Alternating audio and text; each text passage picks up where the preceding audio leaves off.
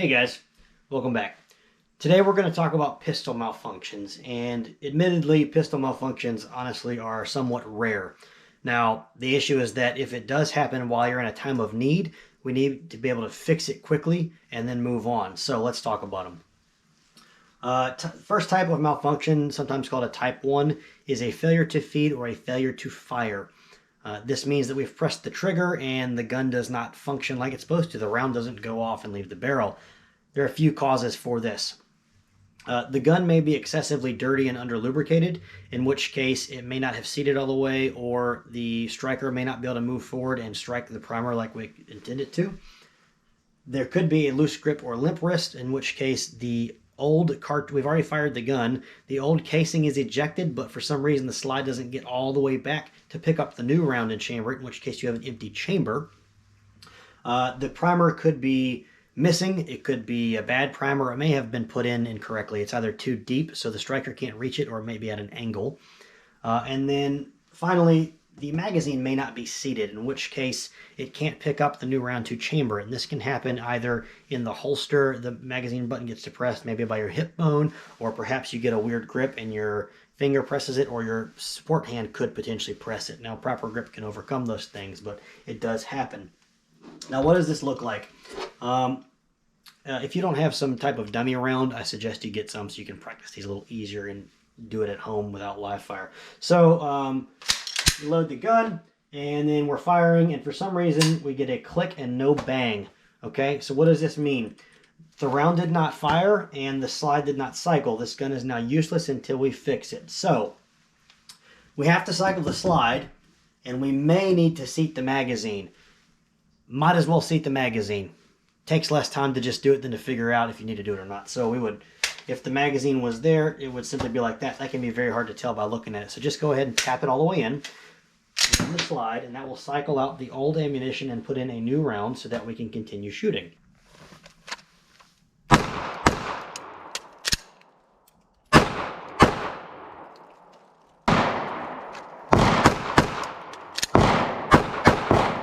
The next is a failure to eject. This is called a type 2, sometimes referred to as a stovepipe because of how it looks.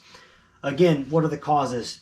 Excessively dirty gun, debris in the gun, such as sand or dirt, in conjunction with little or no lubrication, can slow the slide down. It can't cycle like it's supposed to.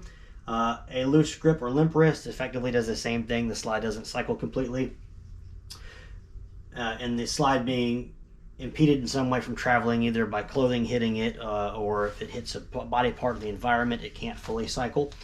And then potentially ejection port is either covered or obstructed. So the portion of the gun that ammunition or spent casings eject out of could be covered for some reason. This could be clothing, you're entangled and a limb is over it. This could be the environment, we're very close to a wall, shooting too close to cover and it can't eject properly. And very frequently, actually, we have a type 1 and we go to fix it, and when we rack the slide, we've actually covered the ejection port so the old round or casing can't get out. Or if you're in the habit of topping off your gun every time you're done shooting, there may still be a live round in there, in which case you're still racking. It's the same problem. When you go to rack it, if you're covering this, the other old stuff can't get out, which means the new stuff can't get in. So that would look like if you were to cover this somehow and attempt to rack it, it may end up like that. This is called an inline stovepipe or an inline type 2. The other way it would look like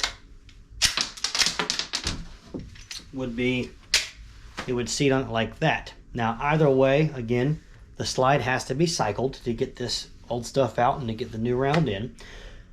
The distinction between these two is only if the magazine needs to be seated or not, because that can be a cause of a type 1. If you have to get this gun fixed in a hurry, figuring out if it's a type 1 or a type 2 and whether or not the magazine needs to be seated can take a while. If you just go ahead and tap the magazine, it doesn't take very long at all. So tap, rack it, and now the gun is back into service and ready to fire again if we need it to.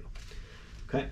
Finally is going to be a type 3. This is either a failure to extract or a double feed, other names for them.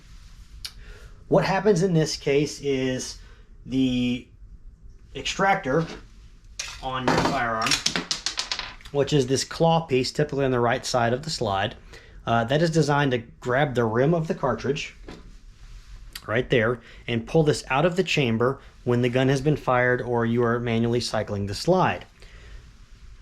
If that extractor is broken or worn out, or if the spring that puts tension on it is broken or worn out, it may not grab the rim adequately and it could slip off when the slide cycles. The rim of the cartridge itself, the piece back here, could have ripped or torn, or the whole back of the cartridge may have ruptured and come off. That's not as common. If that does happen, you're not going to fix it by cycling the slide probably. That's probably stuck in there. You need a dowel or some type of rod to knock that out. Not a whole lot you can do about that. An out-of-spec case or an extremely dirty chamber can sometimes cause this to hang up, in which case cycling the slide again can sometimes get that out, typically does.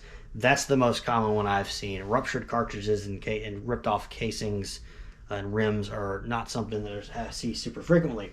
So what does a Type 3 look like? So of course the magazine's in the gun, the slide cycles, but it does not pull that round out, and then it moves forward to try and feed the next round. Well, because there's still something in the chamber, the new round cannot feed into it, of course. Now, you'll notice the magazine is seated. That's not going to change a thing. Cycling the slide doesn't do anything because we can't get the thing that's in the way to reach the extractor to get out in the first place. So, two ways of addressing this. One is to simply remove the magazine. The slide will go forward and it will hopefully seat on the rim. Sometimes it doesn't seat all the way though, in which case you would reinsert the magazine and rack it. You're going to have the same problem again. You're going to create another Type 3 malfunction. Keep in mind, about a third of the travel of the slide, which is energy to get the extractor over the rim, is not going to happen, so it may not seat over the edge of the rim. My preference is the second way, is to remove the magazine, run the slide 2, maybe 3 times in an attempt to get the old casing out, then we load the gun. So that would look like this.